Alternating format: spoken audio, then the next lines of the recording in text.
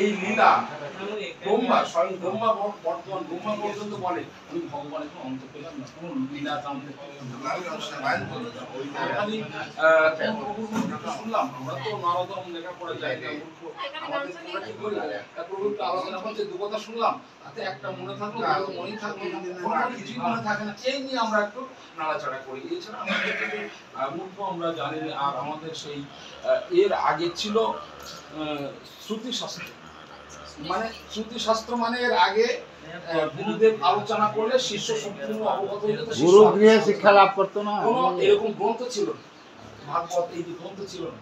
এটা যখন কলিযুগের আগে চিন্তা করলো ব্যাসদেব, চিন্তা করলো যে এরপরে কলি আগাম, এরপরে মানুষের আয়ু অল্প হয়ে যাবে, অল্প আয়ু অল্প বুদ্ধি সীমিত, এরা কিছু মনে রাখতে পারবে না, এদের জন্য গ্রন্থ আকার না দিয়ে ইংলিশে পড়তে পারবে, তাই আমাদের জন্য এই গ্রন্থ করে গেছে। সত্য যুগে একটা লোক একজন বাঁচত 1 লক্ষ বছর, সত্য যুগে একটা লোক তার আয়ু ছিল 1 লক্ষ বছর, ত্রেতায় দ্বাপরে হলো 1000 বছর, আর কলিযুগে 100 বছর।